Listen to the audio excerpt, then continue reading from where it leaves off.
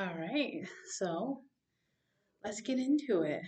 Um, I think since COVID, the job market has plummeted. It's gone haywire. It's gone down. Um, it's been set ablaze. Like, I don't know how else to put it. A lot of people are, if they're holding on to their jobs, older millennials and X Gen who are holding on to their jobs, um, they're not happy. They are dissatisfied. For older X Gen and baby boomers who are refusing to retire, who are in those higher positions, um, you know, there's just this certain type of revelation that needs to be had, and I just feel like they're just not having it because maybe they're at an age where they don't want to shift their consciousness. Maybe they're so accustomed to thinking, perceiving, and experiencing the world as they've been experiencing it since forever. But I just want to give my take on it. I've job hopped around and I've worked more temporary jobs, because there's more flexibility with it, and I get to increase my skill set without having the negative connotation of, you know, you leave these positions that are permanent and that are majorly investing in you. So I tend to, especially when I first started work, entering into the workforce, I tend to look at the temporary positions, and it helped.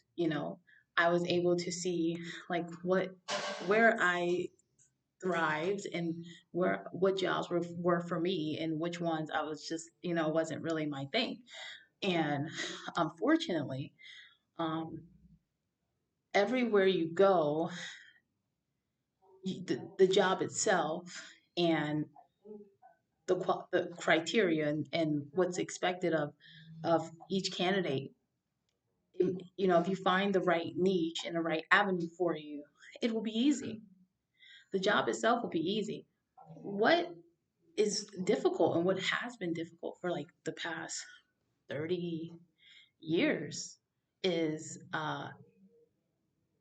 thriving because of toxic work environments. So a lot of people are and have been for the past, what, 15, almost 15 years now, quiet quitting. And many older millennials and X Gen are quiet cracking, so they're not excelling when it comes to their performance, but their production is lower. They're not progressing, but they're actually plummeting. Okay, unfortunately, and it has to do with um, just the environment being toxic. So, like, what do we do? Like we need to start talking about the unrealistic expectations that our culture has when it comes to work, and the inflation has made it far worse. I feel like things have just from 2008 to 2018 and now going into the next 3 years, 2028, I believe that it's just gotten worse. Like inflation, more inflation. Let's add more inflation and a pinch of more inflation. And we'll try to, you know, convince you that we're helping you by giving you a salary that would have been good for you a few years ago. And so people had to, when I was um, graduating and going to college in 2009, people had to rely on student aid. That wasn't a thing. Like my parents, my dad, who's a boomer, and my mom, who's a early X Gen, that wasn't a thing. Like they didn't have to um, rely on student loans go to school. Now, my dad went to the military and got his education with the military. My mom went to school for free for 2 years and then went back in the early 2000s and still could pay for it out of pocket, which is just not something that when I was graduating high school in the mid 2000s, or I would say, yeah, mid 2000s, 2009, um, it just wasn't like practical. Like there was no way I could pay out of pocket for school. And I worked during the first 2 years of my like college experience. I worked um, part time, then full time, not to pay for school. That was just impractical. That's how expensive it was. But to pay for housing, like to have a place to live, because I couldn't afford housing.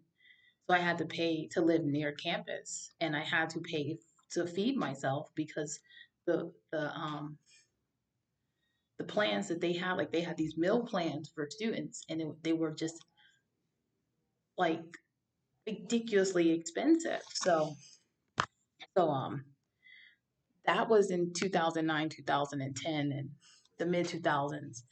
Now here we are, and we're kind of in the still in the mid 2000s, like we're getting closer to 2050. But and so we're at a, I think we're crashing, like like we're at a crash point. I'm not an economist, okay, but I'm participating, like I'm working and paying taxes and spending my money on food. um I can't all like I have had to get on benefits, and I'm a very liberal person. Like I'm one of those people where I'm like, people need free this, free that, just free everything, just about, like almost like that's how I can be very left. Like let me just put it that way. I'm very liberal, but I am independent, which is to some people bizarre, but that's just who I am, okay? But regardless of all of that, it doesn't matter your political party. We all got to pay like $9 for eggs. You can't just go to the register and say, "Hey, I'm a Republican. I don't want to pay $9 for eggs." You're still going to have to pay the same price for everything. Doesn't matter your political party, so you're still going to feel the effects and be thrusted or interested into what's happening with us as a country when it comes to the job market and living.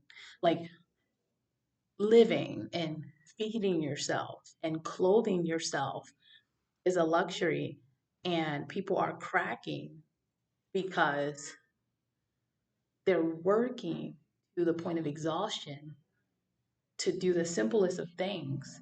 But we've been raised to work hard to be able to enjoy the beauty of life, going on vacation, traveling, having luxury things. And so that's just not a thing anymore. And so I was wondering, like, I was looking at some articles about how there's like a science behind narcissism in baby boomers, and that could have something to do with how toxic the workplace is. Um, and so like a lot of the hypersensitivity that people with narcissism or NPD have, the generation that have that hypersensitivity the most are baby boomers.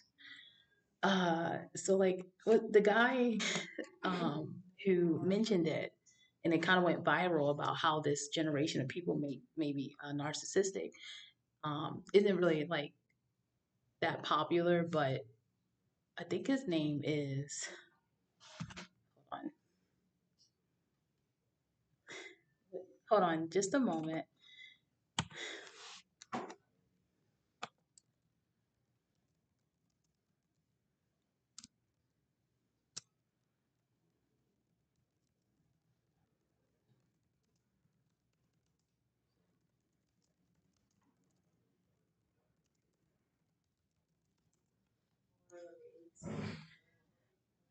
He kept talking about what is his name? Goodness, he's a Republican. He speaks with he had Candace Owens on his podcast a few times, and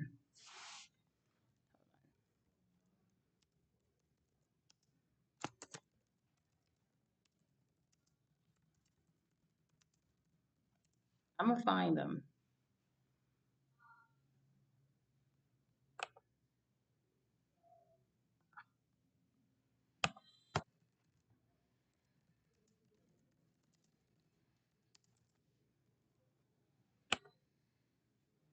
Well, okay, this guy's I can't think of his name right now. Like I'm drawing a blank, but like we don't really, I don't really agree with him like with a lot of what he says, but I definitely agree when he said that the generation of baby boomers are extremely narcissistic. Like I agree with that. You know, just looking at the way that the country is today, looking at how we are struggling, um, and then all the gaslighting that comes along with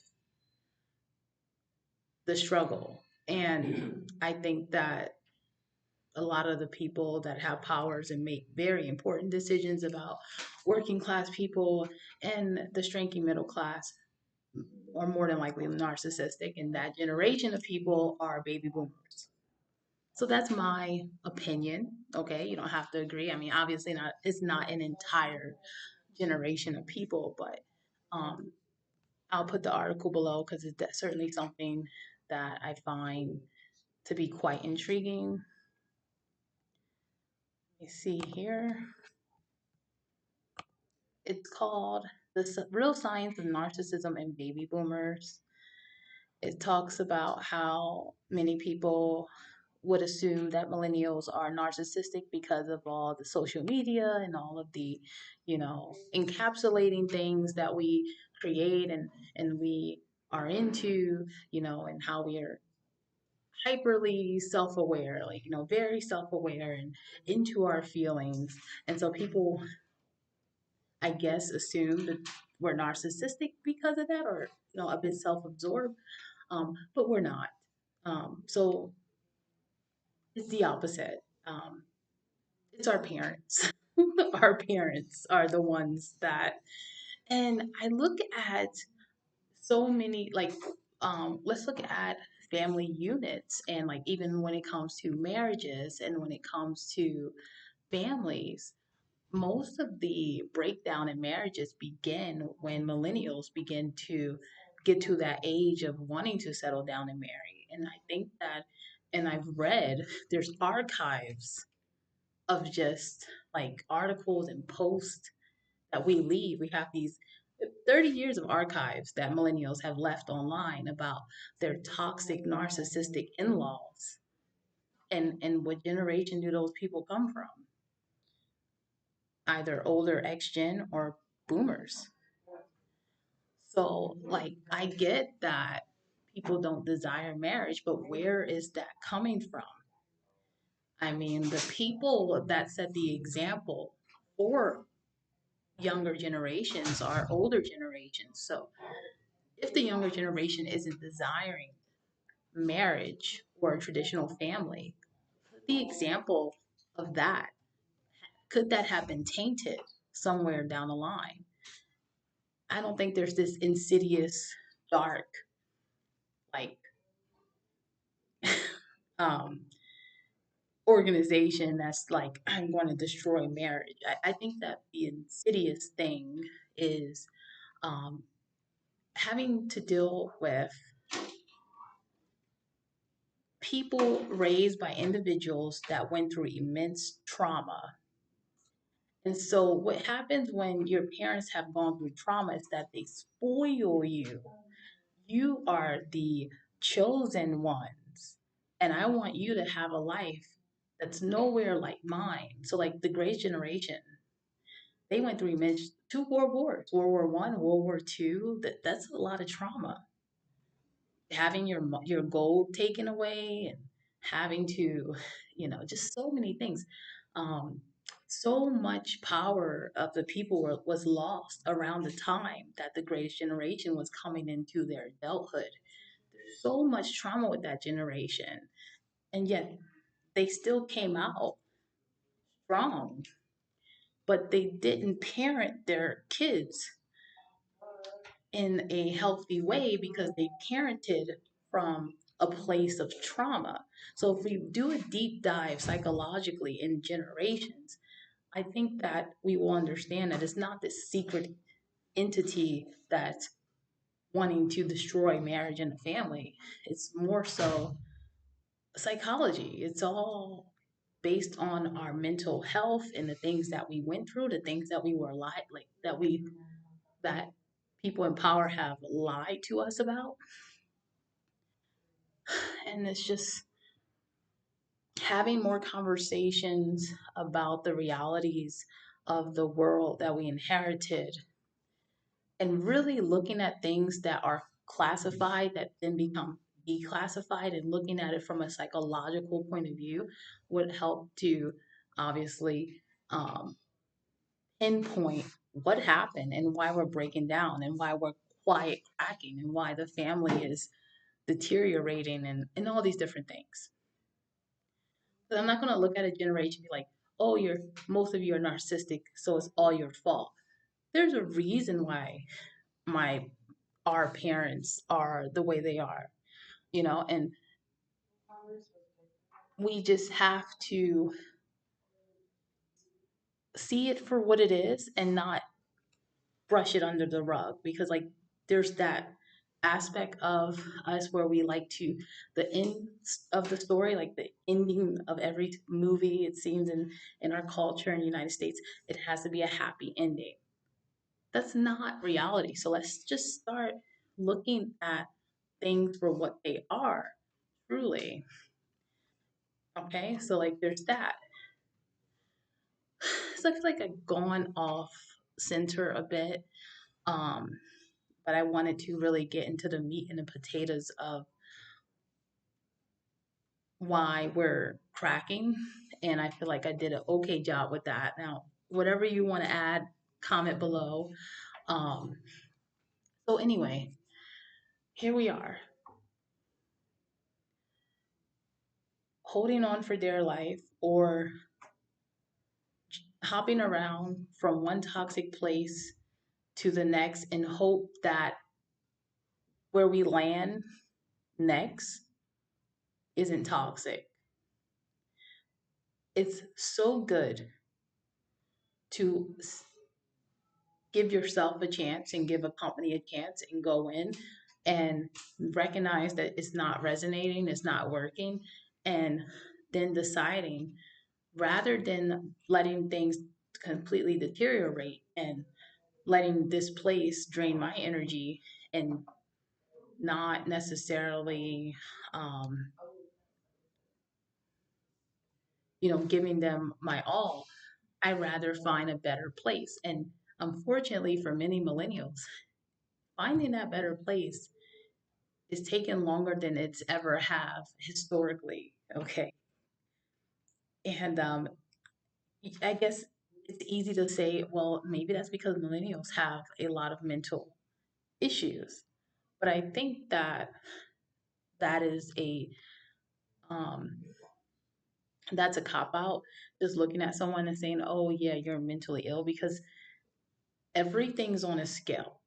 So, like, considering where we are economically and how much people are struggling, I think that it's to be expected that people are struggling mentally, but to say that they have a condition where, regardless of their environment, they will still underperform. I think that's nonsense to apply that to a generation, especially considering how bad things are when it comes to our economy. So I'm not going to look at a generation, I'm not going to look at millennials or Gen Z and say, oh, because they're underperforming, it could have to do with mental illness. I think that it has to do with their environment and not being able to get the things that they need to thrive. There's just where do we go to get those things? How can we afford the things? So, like, there's been times in my adult life, sadly, in which I struggle to get to work. Not because I don't have a car, not because I can't get around the city, but because everything's so expensive. It's expensive to drive, gas is expensive, and traveling is expensive. Traveling on public transportation is expensive. That's the part where it's like, how do you overperform and become highly productive if you're not even able to get to the place where you can do that? And so, like, we're at a point where it's beyond mental, like, illness. It's not about mental illness, really. It's about um resources and environment. So we need to figure out how to have it so that the young people that are needing to work, because you can only work for so long. I can't imagine being 95 years old and working 9 to 5. Like, I just, no, it's just not going to work. I guess I'll just live in my car or something. But, like, you need these young people to work. Like, that's totally fine. It's the reality. Like, we need to, and it should be a great thing. It should be something that we all look forward to. When I like something, it's just me personally. I work and I work hard, and sometimes I sweat, but it's not the end of the world because I'm enjoying what I'm doing. But not being able to do it because I can't eat or I can't travel, that's a serious problem. And that's a problem that a lot of people have. And to target um, the, the the entities that offer resources for people to be able to travel and to eat and to breathe quality air, to target those entities that provide the resources without people having to, like, work and pay for it because they can't even afford it. So, like, to target those entities is another issue. So we really need to have conversations about how the environment that we all live in as Americans is completely different than what our parents grew up in. And this idea that the world in the past was way worse, when I'm 35 years old and I'm like, when I was 6, I would not drive, but I would ride my bike miles and miles away from home, and I didn't have a cell phone, and I came back in one piece. You can't convince me that the environment is far better, because I grew up in the inner city. I grew up in Philadelphia in what people would consider a really tough, not safe area, but I still made it home. I didn't have a cell phone. So even though we've painted these nice, these modernist buildings, we put these ugly signs up, it doesn't mean that this is a good environment. So we need to start talking about how to make it a better environment. Otherwise, we'll continue to crack. And so here we are in 2025, and a lot of people are quiet cracking at work. Stay tuned to part three. I'll make a part three. I can't do it now because I got to get back to work. But I'll make a part three and we'll talk about why we're here. We'll go back into the generational stuff because I really want to talk about the grandparents of the greatest generation, and who we call the lost generation, and the parents of the greatest generation. I want to talk about these two groups of people because there was another shift that happened with the silent generation. And I think that was a quiet rebellion against, like, how the systems were being reset. I think that, and we're going to get into some really weird things too, because I'm a weirdo and I'm all about getting into weird things when it comes to history and stuff, and certain theories that people call conspiracy theories, but whatever. We'll get into that in part three, and take care.